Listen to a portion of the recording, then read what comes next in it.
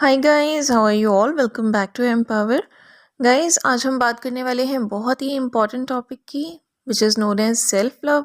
तो जब हम सेल्फ लव की बात करते हैं तो लोगों को ज़्यादातर लगता है कि हमें वो करना है जो हमें अच्छा लग रहा है, but that's not self love.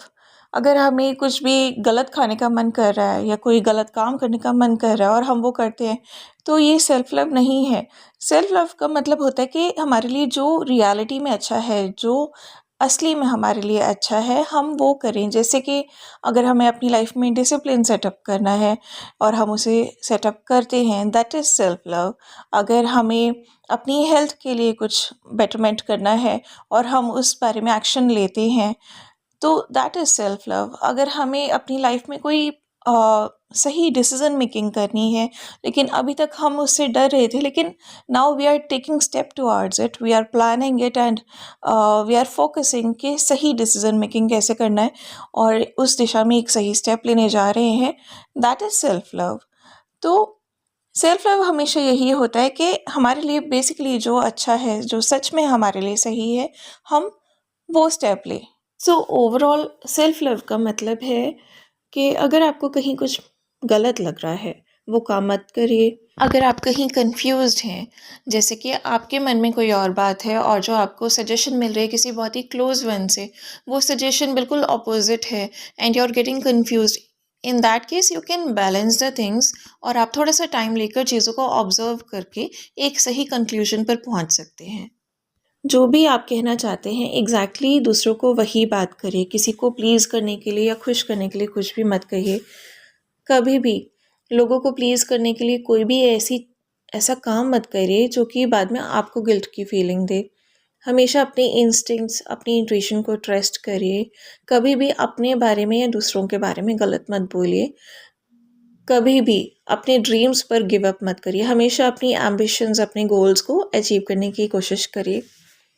Don't be afraid to say no. जहाँ भी पॉसिबल नहीं है आपके लिए, you can say no, you have right. कभी भी हाँ कहने के लिए भी मत करिए। Don't be afraid to say yes whenever you receive some sort of great opportunity. तो हमेशा उस अपॉर्चुनिटी को ग्रैब करिए। कभी भी कॉन्फिडेंस लैक मत करिए। कभी भी खुद के बारे में खुद को अंडर एस्टिमेट मत करिए। Be kind to yourself. हमेशा खुद के लिए काइंड रहिए। अगर आप अपने लिए कुछ अचीव भी करना चाहते हैं, उसके लिए बहुत मेहनत भी कर रहे हैं, तो अपने कंप्लीट एफर्ट्स दीजिए, but take out some time for yourself as well, ताकि आप अपने साथ हार्श ना हो जाएं। Another thing is let go of what you can't control, यानी कि जो चीज़ें भी आपके हाथ में नहीं है, उनको आप कंट्रोल नहीं कर सकते, so simply let them go. ठीक है। लेट गो का मतलब ये नहीं होता कि आपने उस चीज़ के बारे में काम करना बंद कर दिया, बल्कि लेट गो का मतलब होता है कि आपने उस से रिलेटेड वरीज और टेंशन्स को लेट गो कर दिया। राइट। इसके अलावा है कि किसी भी तरह के ड्रामा और नेगेटिविटी से आपको दूर रहना है। That is another kind of self love.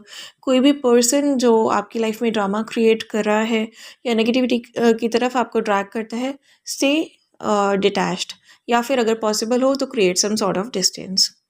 Another thing is, which is the last point and most important, that is love.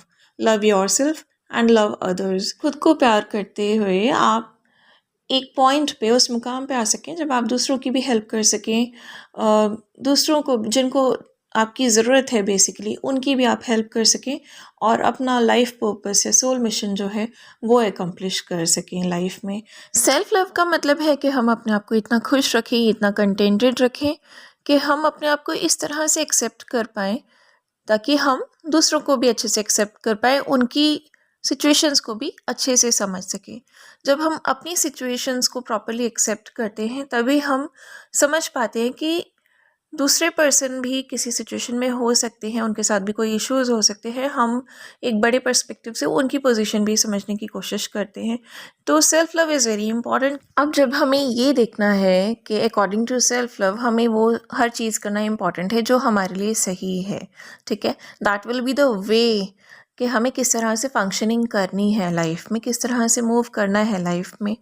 तो it's very important to know कि कई बार ऐसी सिचुएशंस आ जाती हैं जिनमें हमारी रिएक्शन की वजह से कॉन्सिक्वेंसेस जो हैं वो अच्छी नहीं होती, या फिर शायद लाइफ में बाद में आगे जाकर हमें बहुत ज़्यादा रिग्रेट्स होते हैं, गिल्ट्स होते हैं।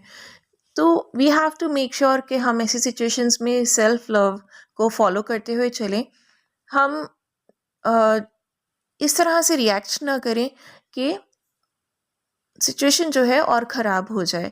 बेसिकली हमें जो एक ऑटोमेटिकली जनरेटेड रिएक्शन आता है हमारे ब्रेन में किसी भी बात पर या किसी भी सिचुएशन में, हमें उस तरह से रिएक्ट ना करके 5 से 10 सेकंड के लिए थोड़ा सा काम होकर एनालाइज करके, सिचुएशन को चेक करके कि ये सिचुएशन हमारे लिए क्या कॉन्सिक्वेंसेस ला सकती है आगे, और इसमें से क्या पॉजिटिव आउटकम हम फेच कर सकते हैं।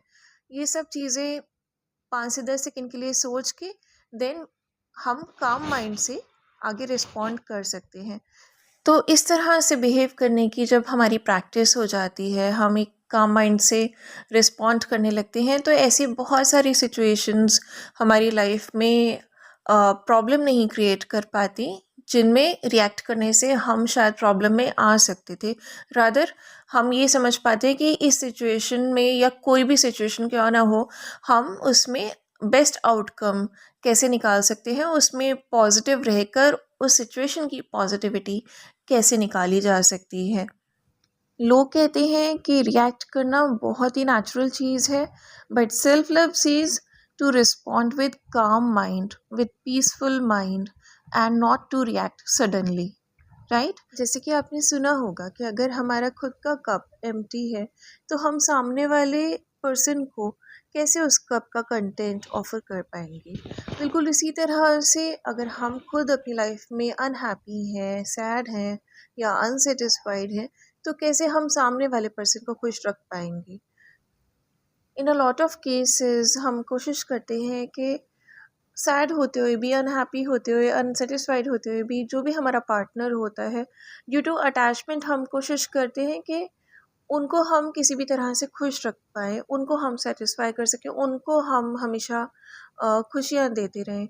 बट रियलिटी में अगर देखा जाए तो ये काम कोई भी पर्सन बहुत लंबे समय तक नहीं कर सकता, बिकॉज़ अगर एनर्जी उनको नहीं मिल रही है उस तरह से अपने पार्टनर से, और वो उस एनर्जी को दिए जा रहे हैं सामने से, तो एक टाइम आता है when the person feels drained, वो डिप्रेस्ड फील करने लगते हैं, बहुत ज़्यादा सैड हो जाते हैं, बहुत ज़्यादा फ्रस्ट्रेटेड, इरिटेटेड फील करने लगते हैं, बहुत ज़्यादा लो वाइब्स उनकी हो जाती हैं, और प्लस वो खुद बहुत ज़्यादा लो फील करने लगते हैं, बहुत ज़्यादा एग्जॉस्टेड हो जाते हैं। अब क्योंकि हम किसी और को फोर्स नहीं कर सकते कि हमें इक्वली एनर्जी एक्सचेंज प्रोवाइड करें, अगर हम किसी को प्यार करें तो इक्वली हमें प्यार करें, जबकि होना यही चाहिए। But since it's not possible कि हम सामने वाले पर्सन को फोर्स करें इस चीज़ के लिए, self love is very important, ताकि हम अपने आप को इतना खुश रख सकें, इतना कंटेंटमेंट में रख सकें कि हम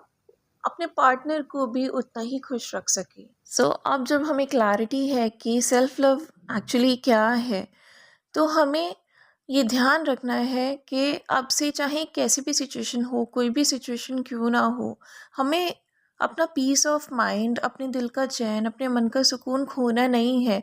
हमें एक बार ये चेक करना है कि इस सिचुएशन में हमारे लिए बेस्ट आउटकम क्या हो सकती है, and we have to fetch it out. Self love is all about preserving or saving our energies from getting wasted so that we can focus on what we want to manifest in life. We can focus on our ambitions, our targets, our goals in life, right?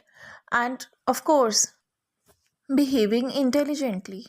And that's what self love is all about. That's it for now. Thanks for watching the video. Do take care of yourself and your family. Stay safe, happy, positive, and blessed always.